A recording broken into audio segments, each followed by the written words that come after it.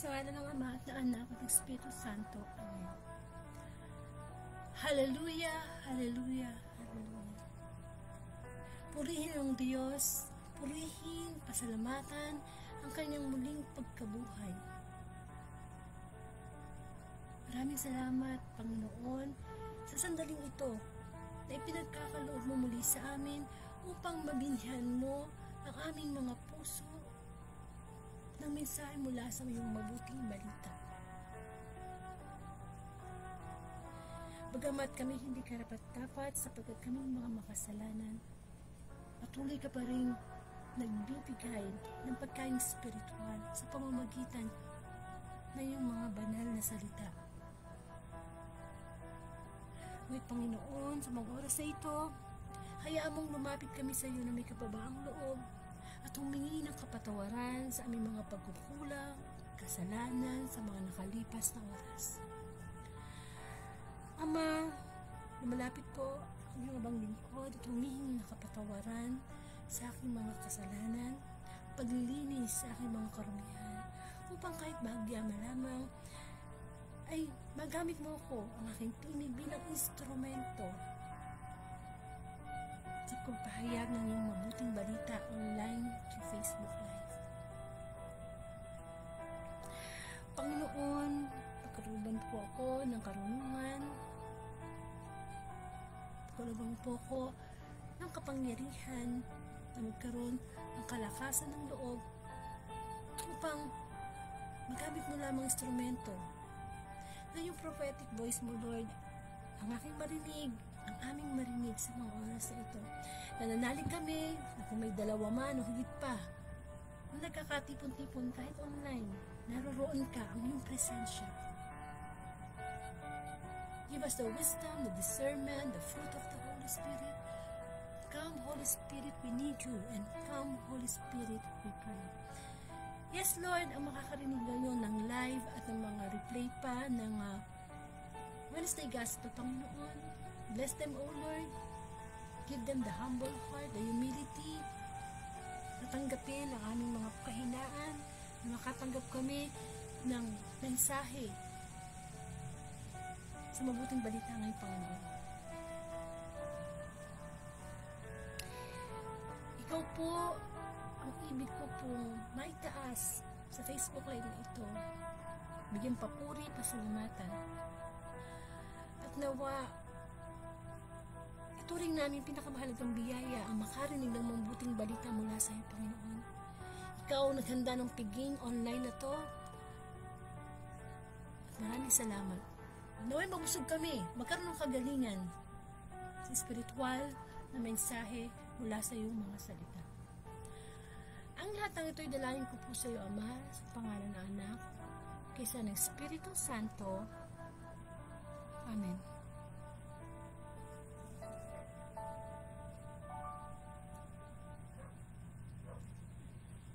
Bigyan po natin ng parangal ang mabuting balita.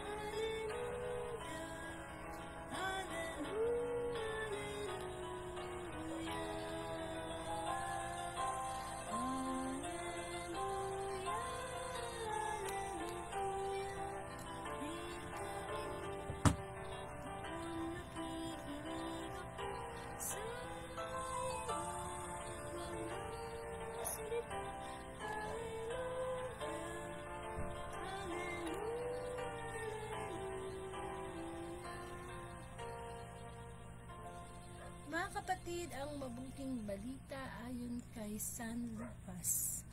Papuri sa iyo, Panginoon. Ang paglalakad tungo sa Emmaus. Nang araw ding iyon, ang dalawa sa mga alagad ay patungo sa isang nayong tinatawag na Emmaus.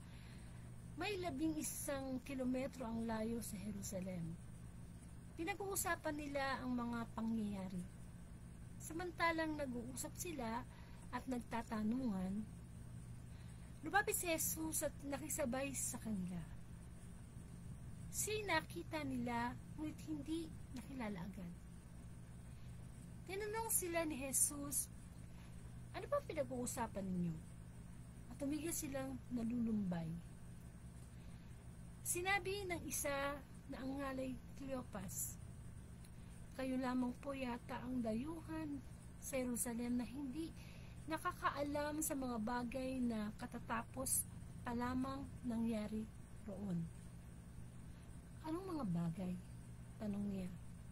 At sumagot sila, tungkol kay Jesus na taga Nazaret, isang propetang makapangyarihan sa gawa at sa salita, maging sa harapan ng Diyos at ng mga tao. Isinakdal siya ng aming mga punong saserdote at mga pinuno upang mahatulan mamatay. At siya'y ipinako sa krus. Siya pa naman ang inaasahan naming magpapalaya sa Israel. Hindi lamang iyan. 3 araw na ngayon mula nang mangyari ito. Nabigla kami sa ibinalita ng ilan sa mga babaeng kasamahan namin. Maagang-maaga raw silang magpunta sa libingan at hindi nila natagpuan ang kanyang bangkay. Nagbalik sila at ang sabi, nakakita raw sila ng isang pangitaing mga anghel na nagsasabing buhay si Jesus. Pumunta rin sa libingan ang ilan sa mga kasama namin at gayon nga ang natagpuan nila. ngunit hindi nila nakita si Jesus. Sinabi sa kanila ni Jesus, "Kay hahangal ninyo, at hindi ninyo mapaniwalaan ang lahat ng sinabi ng mga propeta. Hindi ba't Mesiyas ay kailangang magbata ng lahat ng ito bago ninyo makamtan ang kanyang marangal na katayuan?" At ipinaliwanag sa kanila ni Jesus ang lahat ng nasa saad sa kasulatan tungkol sa kanyang sarili. Simula sa mga aklat ni Moises hanggang sa sinulat ng mga propeta. Malapit na sila sa nayong kanilang patutunguhan at si Jesus ay waring magpapatuloy ng lakad. Ngunit siya ay pinakapigil-pigil nila. "Tumuloy na po kayo rito sa amin," anila, sapagkat palubog na ang araw at dumidilim na. Kaya sumama nga siya sa kanila. Nang siya ay kasalo na nila sa hapag, dumampot siya ng tinapay at nagpasalamat sa Diyos. Saka pinaghati-hati at ibinigay sa kanila. Nabuksan ang kanilang paningin at nakilala nila si Jesus. Subalit ito'y bigla nawala. At nawika nila. Kaya pala gayon ang pakiramdam natin habang tayo'y kinakausap sa daan at ipinapaliwanag sa atin ang mga kasulatan. Noon di tumindig sila at nagbalik sa Jerusalem. Naratan nilang nagkakatipon ang 11 at ang ibang mga kasama nila na nag-uusap-usap. Muli niyang nabuhay ang Panginoon. Napakita kay Simon. At silaysay naman ng dalawa ang nangyari sa daan at kung paano nila siyang nakilala nang pagpira-pirasuhin niya ang tinapay. Mga kapatid, ang mabuting balita ng ating kaligtasan. Pinupuri ka namin, Panginoong Jesucristo. Isa pong pinagpalang gabi sa inyong lahat. Welcome po sa Word of God, Daily Gospel at Facebook Live. At maraming salamat sa Panginoon sapagkat ngayon po ay April 3, 2024. At ang Wednesday Gospel ang ating pong pagninilayan. Ito pong pagbasa ay nagmula kay San Lucas chapter 24 verses 13 to 35. Tungkol po sa ang paglalakad tungo sa Emmaus. Amen. So, ako po si Sister Angelica from Bulacan at isa po akong Katoliko. At muli, ang mission ng Facebook Live na ito ay ipalaganap through online, through Facebook Live, ang mabuting balita. Kaya kahit ano po yung ginagawa natin ngayon, pwede naman po tayo makinig, di ba? Ayun. So, may paraan naman ng Panginoon para everyday mabinhian ang ating espiritu, ang ating buhay ng mabuting balita sapagkat ito'y spiritual na pagkain. Amen. So, yung ating po ngayong mabuting balita medyo mahaba. Mahaba siya, no? Parang masasabi natin nga parang ito'y kwentuhan no? Nag-usap, nagkwento. Amen. So, kung bibigyan natin ng parang senaryo, yung ating mabuting balita ngayon, ito yung tinatawag na resurrection appearance ni Kristo nang matapos na siyang ipako at nabuhay na siyang muli, no? Nawala ang kanyang bangkay, no? Na ang gospel hapon, Tuesday gospel, yung nagpakita siya kay Maria Magdalena. Biro mo, no? Sa dinami-dami ng tao sa mundo, o sa dinami-dami ng alagad niya, sa isang babae siya nagpakita. Amen. At pero tulad nga nung Tuesday Gospel, hindi siya na-recognize agad.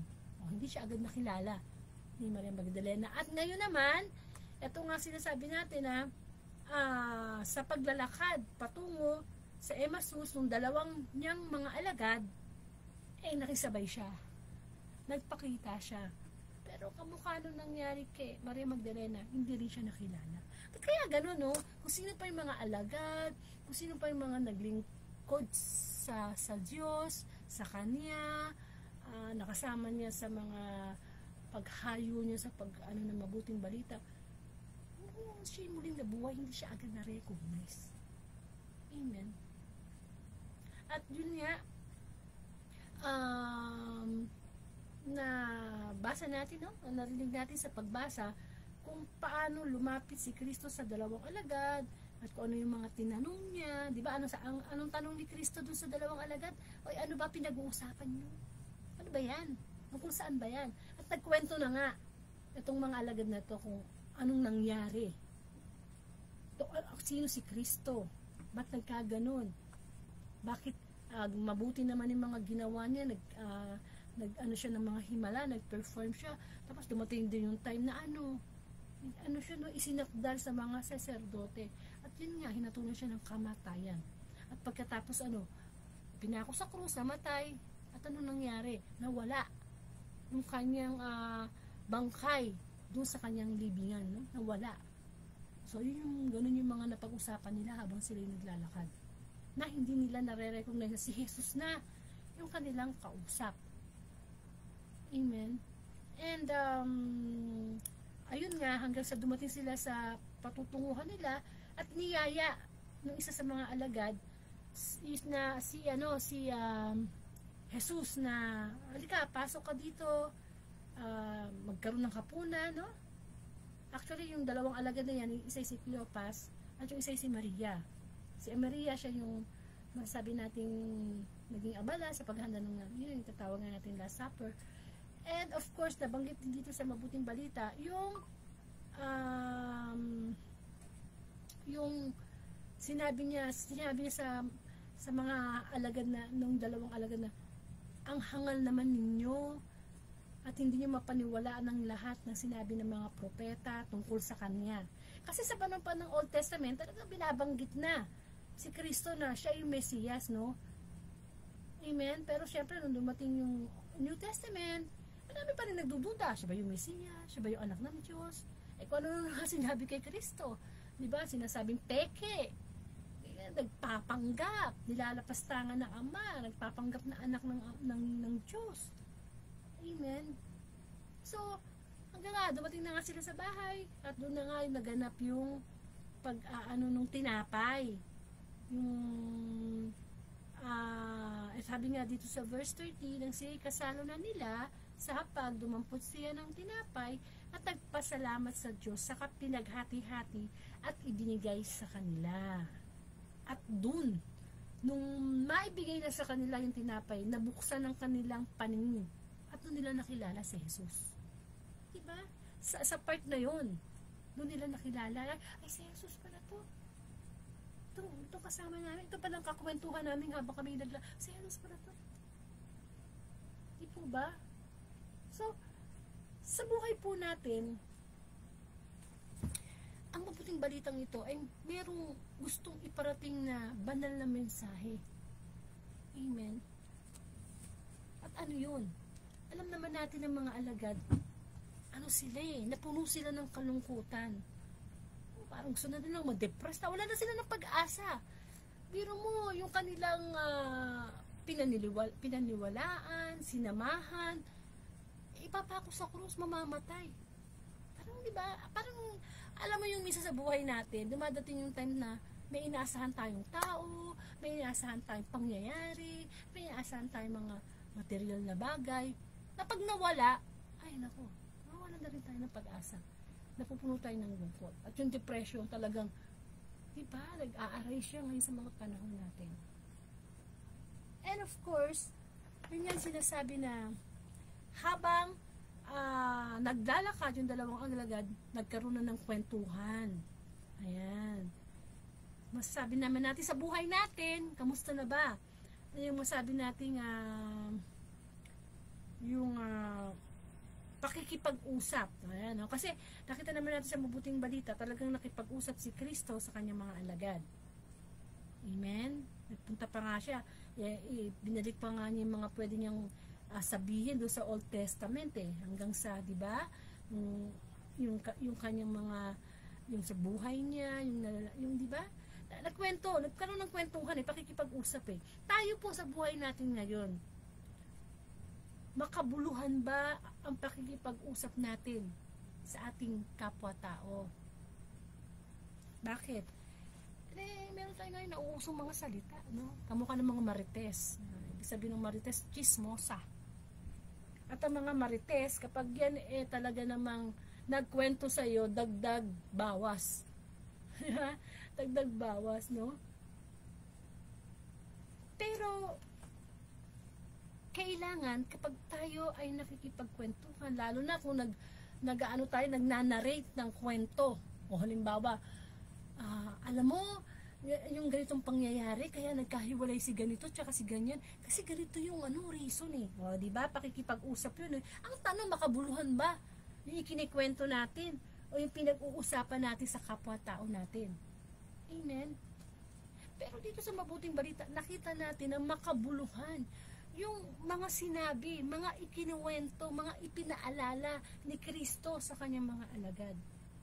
Kaya sa buhay din natin, kailangan kapag tayo ay nakikipagtalastasan, nakikipagkwento, o nakikipag-usap sa ating kapwa, dapat makabuluhan. Kasi sayang ang oras, hindi ba? Kung minsan sinasayang natin ang ating oras sa mga walang kwentang panoorin, walang kwentang istorya, walang kwentang, alam mo, yung mga daldalan, usapan, ayaw yun ng Diyos.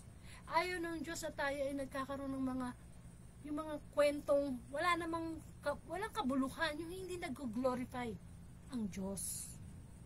Amen? Kasi kamukha ng mga alagad, hindi ba? Hindi nila agad na-recognize si Jesus. Tayo din. Kapag tayo ay nagkakaroon ng mga hindi makabuluhang pakipag-usap, ganun din, parang hindi din natin na-recognize ang Diyos Yung alam na natin na ganito yung tama, ganito yung katotohanan, pero minamali natin yung kwento. Nilalagay natin yung kwento o yung pakikipag-usap natin sa kapwa sa story yung gusto natin. Amen? Lalo na ngayon na ang social media, ang dami mong mapapanood na pwede mong kapulutan ng chismis, kapulutan mo ng fake news. Uso-uso ngayon yung fake news Diba? Bakit hindi natin gayahin ang Panginoong Jesus sa mabuting balita na nakipag-usap siya? Kahit hindi siya na-recognize agad ng kanyang pero ang mga sinabi niya ay makabuluhan. Actually, nagbibigay siya ng pag-asa. Amen. Lalo na yung time na nakapasok na siya sa isang lugar na kung saan doon sila nagsalo-salo. At di ba sabi niya, dinampot niya yung tinapay, dinasala niya, nagpasalamat siya, hinati-hati yun at ibinigay sa kanyang mga alagad. Kaya nga napaka-importante na kapag tayo ay nagsisimba, yung doon sa part, kasi dalawang part ng misa, nahahati ang misa sa dalawang parte. Isa sa word at isa sa Eucharist. Yung word din yung mga pagbasa. Yung Eucharist yun yung katawan ni Kristo mismo yun. Na napakahalaga na pagka yung pare, tinataas na niya yung, di ba yung ostia, yung katawan ni Kristo, yun yung pagpapaalala sa atin na ma-recognize natin kung ano yung inialay ni Kristo sa atin. Pag-asa yun. Amen? Pag-asa yun. And of course, kailangan yung respeto natin sa katawan ni Kristo. Yung tinatanggap nating ostia na sinasabi natin. Dapat natin bigyan yun ng magandang pagpapahalaga. Kailangan kapag tayo ay nakikipag-usap, halimbawa sa ating anak, sa ating kapwa, lalo na sa ating mga anak, no, na dapat natin palakahin sa aral ng Diyos, na hindi basta-basta yun. Na akala natin na porke maraming pumipila kapag communion na, o sige, pila ka na rin, hindi ganun yun. Banal ang tinatanggap natin. Banal. Kaya kapag tayo ay tumatanggap noon na nasa state tayo, o stage na mortal sin, malaking kasalanan ginagawa natin. Diba? Kaya nga, diba, sabi, pagka mortal sin, kailangan mo muna mangumunyon para matanggap mo ang katawan ni Kristo. Amen? Pagpapaalala yun huwag tayo mawawala ng pag-asa. Bagamat itong mga alagad na to, nalungkot sila dahil sa pagkamatay ni Kristo at hinihintay nila ang muling pagkabuhay. Hindi nila, ayun na, naganap na. Kasi nga sinabi naman ni Kristo yun, di ba? Na muli siyang mabubuhay, no? After 3 days. Amen. Mahirap kasi talaga eh, na yung inaasahan mo biglang mawawalan. Para yan sa family, di ba? Kapag yung head of the family mo namatay, para bang talagang pilay ka. Wala ka ng pag-asa. Pero, sa araw-araw na ginawa ng Panginoon, kailangan lagi natin na pag-uusapan ang tungkol sa Diyos. Hindi man siguro siya directly na para kang sabihin na natin na yung mga salita mula sa Panginoon, kung minsan yung bang minsan para makaiwas ka sa kasalanan, di ba? Kailangan may makabuluhan kang natutunan mula sa banal na salita. Na kung halimbawa, ang kahinaan mo magagalitin ka. Magagalitin ka.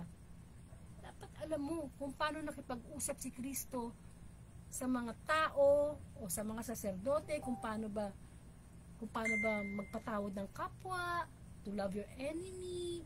Hindi ba? Ganyan naman ang nangyari sa buhay ni Kristo eh. Nangangaral siya ng salita, nakikipag-usap siya sa mga tao. Kasi gusto niya maging makabuluhan. Yung mga sinasabi niya, yung mga ipinapangaral niya, gusto niya maging makabuluhan yun sa mga nakakarinig. Kaya kapag tayo ay nagkwento ng mga walang kabuluhan, hindi ba, ano mapupulot ng ating kausap? Ngayon, uso na yung mga ibang klase ng pagkwentuhan ng tao ngayon eh. Iba na yung salita.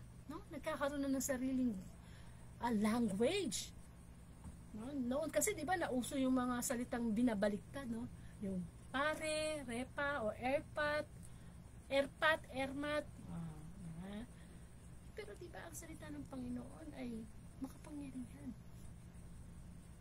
Kaya dapat ito ay makabuluhang pinag-uusapan ng kapwa natin. Pangangaral mo sa salita, pangangaral mo sa mga anak mo, pagkikwento mo sa mga anak mo, sino ba si Kristo? Sino ba ang Ama? Ano ba ang banal na Espiritu? Amen. Ang kaso, di ba, ang nangyari minsan, hindi nagiging makabuluhan yung pakikipag-usap natin sa ating kapwa. Minsan yun nga, nagkakaroon ng fake news, nagkakaroon ng mga dinadagdag na ibang istorya. Ay, lalo na ngayon, di ba, ang dami-dami nating sekta, iba't ibang relihiyon. Iba-iba ang mga pakikipag-usap dyan. Hindi mo malaman ngayon sino ba yung totoo, sino ba yung nangloloko, ay nagsusumputan na yung mga bulaang propeta. Amen. Pero ang mabuting balita, ipinakita na talagang hanggang sa muling pagkabuhay ni Kristo, andun yung pagpapaalala niya eh. O, ganito ang nangyari. Diba? Sa panahon pa ni Moises, ganito, ganyan. Hanggang sa dumating na nga yung hahati nung tinapay sa kanyang mga alagad. At doon nga, di ba, na nila na-recognize na, ay, si Kristo to. Kaya sa ating buhay minsan, hindi natin makita ang presensya ng Diyos. Kasi nga, iba yung kwento. Hindi makabuluhan yung kwento ng buhay ni Kristo, ng kanyang pagpapakasakit, ng kanyang pagkakatawang tao. Iba yung kwento sa atin eh. Kaya tuloy, nawawalan tayo ng pag-asa kapag meron tayong mabigat na problema, meron tayong mabigat na karamdaman, kapos tayo sa pera, meron tayong broken relationship.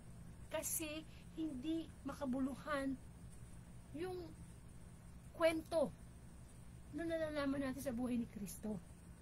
Amen.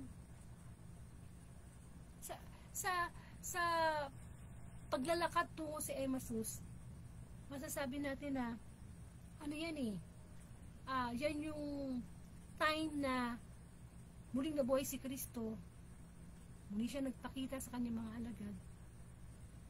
Kailangan tayo din, since tapos na yung pag-alala natin sa mahal na araw, sa ginawa ni Kristo, tayo din dapat nagkakaroon din tayo ng pag-alala Yung bang masaya nating naikikwento. Yung ba ibig ko sabihin, kasi ang tao minsan, pagdating sa mga walang kwento, pakikipag-usap, maraming masasabi eh. Nasa pagka nagkakatipo na ang mga lasingan dyan, ang dami-daming kwento eh. Pero pag pinakwento mo na tungkol sa Panginoong Jesus, tahimik. Walang maikwento, walang may pagmalaki sa Diyos. Bakit ganun? Amen? Kailangan natin kilala natin si Kristo. Kailangan natin ikwento si Kristo sa iba. Hindi para i-glorify, hindi para ipagmalaki yung sarili natin, kundi para mag-glorify si Kristo mismo, ang Diyos. Amen? Kaya lang, ang nangyayari sa panahon natin ngayon, iba ang mga nakikita natin sa social media, iba ang mga kwento na nakikita natin. Ngayon, okay na maghiwalay ang mag-asawa kahit kasal. Okay na ngayon ang makisama sa kapwa same-sex gender, di ba? Iba na yung kwento ngayon. Hindi na nag-glorify ang Diyos. Amen. So kaya minsan, kahit sabihin na natin, alam nating may Diyos, pero pag dumadating yung problema, hindi natin ma-recognize na nandun ang Diyos sa problema natin na dapat nating makita. Na mas malaki ang Diyos kaysa doon sa problema na meron tayo. Na dapat nare-recognize natin na kapag dumadating yung pagsubok sa buhay natin, nagpapakilala ang Panginoon. Uy, eto ako. Ano ba kayo? Di ba sabi ni Kristo sa mabuting balita, ay mga hangal kayo. Mga hangal kayo. Ibig sabihin, hindi nyo pa rin mapaniwalaan. Amen. At tayo, patuloy din tayo nagiging hangal. Kapag patuloy pa rin tayong sa ating pagkakasala. Kasi sa panahon po natin ngayon, napakapalad po natin. Bakit? Kasi sa panahon ni Kristo, masasabi natin hindi pa siya, marami pang nagtatalo eh. Siya ba yung Mesias? Siya ba yung ganito? Ito ngayon, naganap na lahat. Ito na, alam na natin siya ang anak ng Diyos. Diba? Alam natin na anytime Jesus will come, that ang Diyos ay maghuhukom. Alam na natin natin. Kumbaga sa examination, open book na ang Bible. Amen. Pero ano pa rin yung pinag-uusapan ng tao? Mga makamundo na bagay, mga istorya na hindi natin nag-glorify ang Diyos. Amen. Mas marami pa rin yung mas nagba-viral pa rin. Yung mga chismis, mga fake news, mas pinag-uusapan pa rin. Wala yung kabuluhan. Amen. Na masasabi natin na dapat natin ma-encounter yung presensya ng Diyos. Alam niyo kasi mahirap ikwento talaga si Kristo pag hindi mo siya kilala. Parang ano din yan, mag-asawa, di ba? Kailangan magsama ng isang bubong para magkakailanan. Kung yung asawa mo minsan tagal mo nang kasama, minsan meron ka pa rin ugaling hindi nalalaman, di ba? How much more pa kaya si Kristo? Dapat natin mas siyang kilalanin. Kasi yun ang gusto ng mabuting balita yung pinagmamalaki natin ng Panginoon. Amen? Yun nga, na-share natin yung mabuting balita, no? Kaya nga ito, kamukha niya, Wednesday Gospel, i-share natin yan sa Facebook timeline natin. Pagamat hindi kayo ang nagsalita, pero i-share nyo, yun na yun parang kwento na rin yun parang nakisabay ka na rin kay Kristo nung naglalakad patungong Emmaus na nakikipagkwentuhan. Tayo din kami dapat. Amen. Na patuloy nating i-share ang gospel sa bawat isa. Actually, yan naman talaga dapat na nagbabayaran ng salita ng Panginoon kaso hindi yan iba, kasi alam niyo ang mundo ngayon iba na sabi nga nila, this generation is an evil generation. Bakit? Ang kasalanan ngayon, isang click lang, kasalanan isang click lang, mapupunta ka na sa porn site isang click lang, pwede mo na i-post yung sama ng loob mo Amen. Tingnan nyo yung nangyari doon sa panahon ni Noah, yung unang paggunaw sa mundo. Ang dami sinasabi si Noah na magbalik loob na kayo, ganito, ganyan, magbabaha. Pero iba yung story. Iba yung hindi makabuluhan. yung nasa isip ng tao, ay wala yan. Nung babaha, o, di ba, gumulaw? Hanggang ngayon, binigyan tayo ng pagkakataon ng Diyos na, di ba, after nung unang paggunaw, eto na, pagkakataon makalapit sa Kanya. Amen. Pero wala eh. Wala tayong interes. So, parang hindi tayo interes sa buhay ni Kristo, hindi tayo interes sa Kanyang salita, sa Kanyang aral. Ayaw natin pag-usapan yun. Pero mahalaga eh. Kasi sa tuwing tayo ay nakakarinig ng gospel, magsisimba ka, no, homily, ang inaano ni Lord sa atin yung ating spiritual nakakalagayan sa harap ng Panginoon. Maraming ayaw kasi ng Diyos na buhay tayo physical, pero patay tayo spiritual. Ano na yun, di ba? Ang hirap namang mabuhay sa mundo ito na puro na lang tayo mga material na bagay. Alam naman natin na likas tayong makasalanan. At ang totoo naman talagang battle natin o laban sa buhay o problema sa buhay ay yung tinatawag na spiritual battle. Yung kalaban natin din natin nakikita. Kaya nga, di ba, naglalaban ang kabutihan at saka ang kasamaan. Amen. And of course, kailangan nating tularan ang Panginoong Hesus sa mabuting balita na nare-remember niya lahat nung nangyari, simula pa lang siya ng, di ba? Simula pa lang sa panahon ni Moises, sa mga yung mga propeta, hindi ba? Na lahat yun nandoon to glorify God. Amen. Yung mga time na kasama niya mga alagad, amen, hanggang sa kanyang kamatayan at muli niyang pagkabuhay. Dapat alam natin kung anong buhay ang ibinigay sa atin ng Panginoon. Kailangan meron tayong kwento na kasama ang Panginoon. Ano ibig sabihin nun? Sa buhay natin, may kanya-kanya tayong kwento. Yung kwento mo, buhay mo yan, buhay ko to. Pero sana sa ngayon, ang kwento ng buhay natin, kasama na natin ang Diyos. Kasi kung yung kwento ng buhay natin, wala ang Panginoon, ay hindi natin ma-recognize na ang buhay pala natin parang walang direksyon. Pero kung ang kwento, ang makabuluhang kwento ng ating buhay, ay nandyan ang Panginoon. Amen. Magandang i-share yun sa kapwa. Kaya nga, di ba, ang pinakamagandang daw na testimony ay yung pag-share mo ng buhay mo. Na, ay, ito nangyari sa buhay ko to. Kasi ganito, tinanggap ko ang Panginoong Jesus, tinalikuran ko yung aking mga kasalanan. Yun ang pinaka na testimony. Yung maipakilala mo si Kristo dahil nangyari sa'yo, nagkaroon kayo na encounter. Amen. Nawa, hindi tayo maging kamukha nung dalawang alagad at ng mga alagad na hindi agad makilala ang si Kristo kasi nga nakafocus sa sadness nila, sa depression nila, sa kalungkutan nila.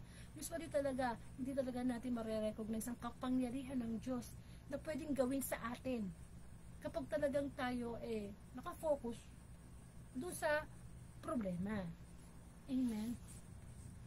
Kailangan nating maintindihan na ang pagkabuhay ni Kristo ay pagbibigay ng pag-asa sa atin.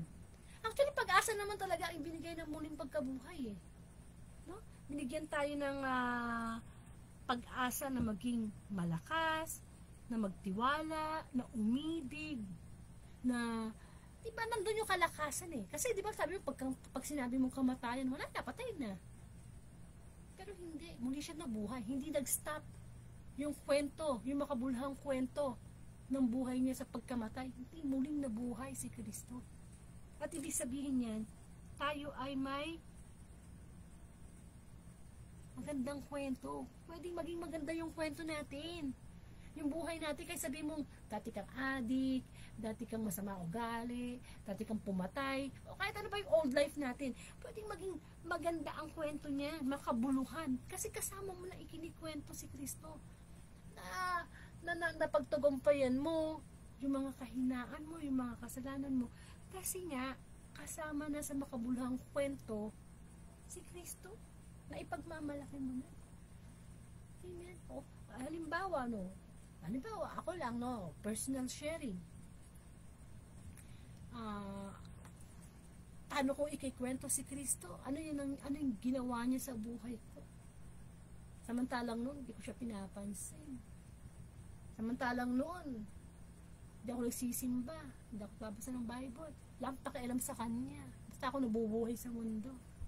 Di ba yung mga ganun ba na maikikwento mo si Kristo na pagkatapos noon, na-encounter mo siya, tinanggap ko siya, nag-iba yung buhay ko. Nalaman ko na si Kristo ang tunay na buhay. Si Kristo ang tunay na buhay. Na kaya tayo nabubuhay sa mundong ito, maikikwento natin na si Kristo talaga ang totoong buhay. Na kapag si Kristo ay wala sa buhay mo, ay hindi totoong buhay yan. Buhay na makamundo yan. Na makamundo na iiwanan natin, temporary lang, pahiram lang. Amen. Na maikikwento natin sa ating kapwa, maishishare natin sa ating kapwa, lalo na kung yung kapwa mo may problema, ma-advise mo siya ng mga spiritual advices. Amen. Na marami kang masasabi kasi kay Kristo. Alam nyo kasi mga kapatid, kapag si Kristo ay sasama na sa buhay natin, magkakaroon tayo ng kwento, makabuluhang kwento, kasama si Kristo. Kasi kung ang pagkakakilala natin kay Kristo tagapagligtas, anak ng Diyos, ayun lang. Pero pag once na pinapasok mo si Kristo sa buhay mo, marami kang maikikwento na hindi maikwento ng iba kasi nga hindi nakasama. Na marirecognize natin si Kristo, na maraming magagawa sa ating ang Diyos, na magugulat na lang tayo, ay, ganun pala ang Diyos, marami pala siyang magagawa sa atin.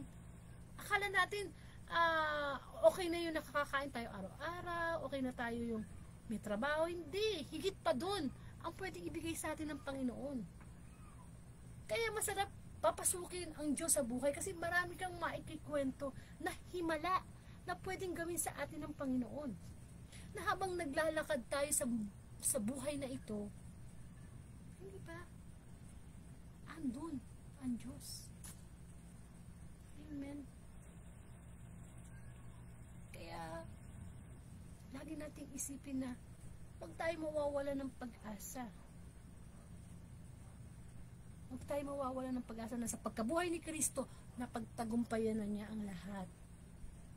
Talo na ang dyablo. Na kung tayo man ay tinutukso ng dyablo, nananalo na lang siya kasi pinapanalo natin. Pero kung tutuusin, may kapangyarihan tayo na to say no. Ayaw ko na ng vision na yan, ayaw ko na kasalanan na yan. Amen. You have the power at doon naiinggit ang dyablo. Kasi tayo mga makasalanan, pero pwede tayo magbalik loob sa Diyos. Siya! Diba? Hindi niya magawang humingi ng tawad. Hindi niya, diba? Mahal tayo ng Diyos. Kahit tayo makasalanan, ayaw lang talaga ng Diyos sa atin yung kasalanan ginagawa natin. Amen? Kaya nawa, sa buhay natin, mag-umpisa tayo na makilala si Kristo para meron tayong maikwento. Para laging nandun yung pag-asa na maibibigay natin sa ating kapwa. Kasi sa hirap ba naman ng buhay ngayon? Hindi ba? Ang liit na ng value ng pera. May 1,000 ka, ewan ko na lang kung ano mabili mo. Amen? Hindi lang sa mundo, sa relasyon, sa sarili natin, minsan may problema tayo, di ba? Pero kung alam natin yung kwento ni Kristo, na bagamat anak siya ng Diyos, di ba nagkatawang tao siya, ibinigay niya yung kanyang buhay, sumunod siya sa kalooban ng Diyos, dapat ganun din tayo. Dapat ganun na yung kwento natin, iba na siya. Amen. Para masasabi natin sa ating sarili na, nag-iba ang kwento ng buhay ko. Naging makabuluhan yung kwento ng buhay natin dahil sa Panginoon. At habang tayo nabubuhay, it's not yet too late para maging main character si Kristo sa ating buhay. Amen. At nawa, mapagnilayan natin, na maaaring tanungin sa atin ng Panginoon ngayon, Kamusta na ba ako sa kwento ng iyong buhay? Kasama na ba ako? Nare-recognize mo na ba ako? Na hindi na maaring nakawin lagi ng dyablo ang pananampalataya natin. Kung hindi natin tatanggapin ng buong buo si Kristo sa ating buhay. Amen. So magkaroon po tayo ng closing prayer.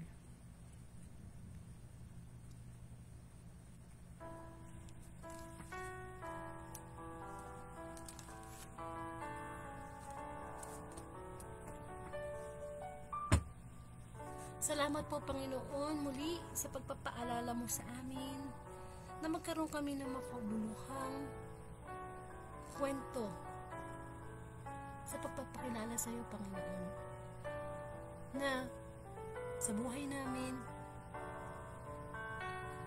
ay masabi namin na buhay kami sa mundo ito, na ang bawat kilos, ang bawat pagsasalita, pag-iisip namin, ikaw ang kinikwento namin kung bakit namin nakakayanan ang mga pagsubok. Nawa Panginoon, dalangin namin na tanggapin ka ng buong buo ang bawat isa upang ang kwento namin pag-ibig ay ikaw ang pinagmulan.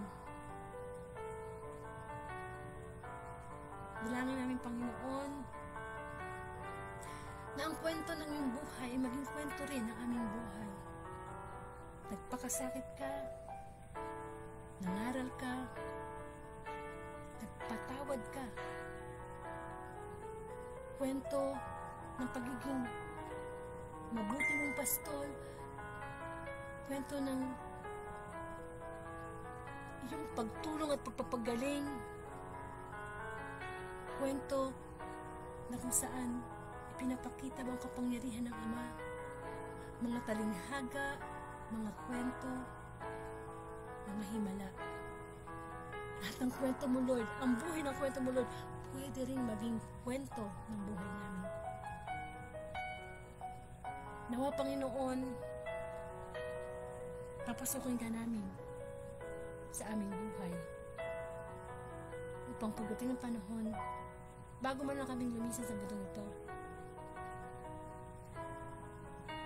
ang kwento ng buhay namin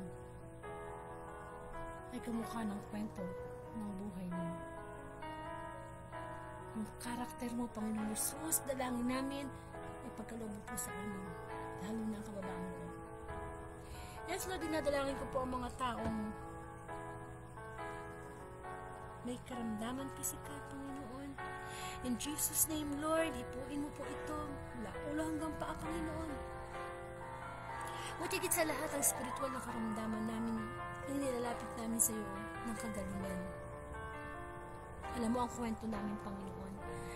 At nawa, tulungan mo po kami sa mga kwentong kami nalulungkot, mga kwentong kami nawawala ng pag-asa.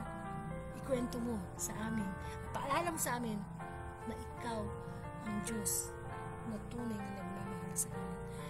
Ama namin, sumasalangit ka, sabahin ang ngalan mo sa amin ang kaharian mo, sundin ang loob mo dito sa lupa para nasa langit. Bigyan mo kami na aming kakanin sa araw-araw at patawarin mo kami sa aming mga sala para na pagpapatawad namin sa nagkakasala sa amin. At huwag mo kami pahintulong sa tukso at haliya mo kami sa lahat ng masama sa ngalamat sa anak ng Espiritu Santo. Amen.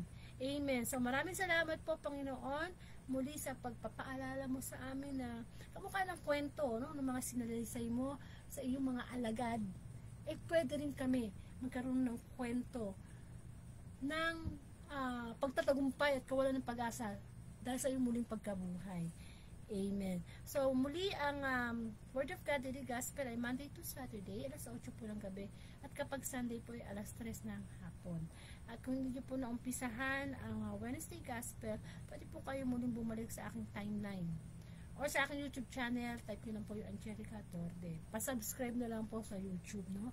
Para someday, lalobin ng Diyos, makapag-live po tayo sa YouTube channel ko or sa TikTok. Ayan. To glorify God. No? Gamitin natin ang ating social media para ikwento sa iba ang kabutihan ng Diyos. Okay? So, ang ipagkakaloob ni Lord ang April 4, 2024, Thursday Gospel. Muli po tayo magsama-sama to glorify God. I guess Thursday na. Pag Thursday po kasi may cell group kami. So, hindi po ako makakapag-live ng alas 8. Agahan ko na lang po, no? I-announce ko na lang po sa aking timeline kung anong oras po ako makakapag-live ng Thursday Gospel. Amen. So, yun po. And of course, minsan nagkakaroon po tayo ng mga guest preacher na Katoliko. Mula sa iba't ibang community, mula sa iba't ibang lugar dito sa ating bansa. Minsan sila po ang ini-invite ko para sila po yung magbigay ng reflection. Amen. So, yun po. So, pakishare na lang po itong Wednesday Gospel to Glorify God. No? Ikwento natin. Kasi pag nag-share po tayo ng Word of God or ng Gospel, kinikwento natin kung ano si Kristo sa ating kapwa. Amen. Nagbibigay ng pag-asa. Amen. So, at isa yan po tinatawag natin Great Commission. Kapag sinishare natin yung Gospel, tinutupad po natin yung utos ng Diyos na Great Commission, yung ipalaganap ang mabuting balita. Kasi yan ang mission ni Kristo nung nabubuhay siya. Dapat na rin natin mission, no? I-viral natin ang salita ng Diyos. Magtulungan po tayo, no? Kasi yan po dapat ang nalalaman o naikikwento natin sa ating mga anak, sa ating kapwa. Ay gamitin natin ang ating social media to share the gospel of the Lord. Muli, maraming pong salamat, and to God be the glory.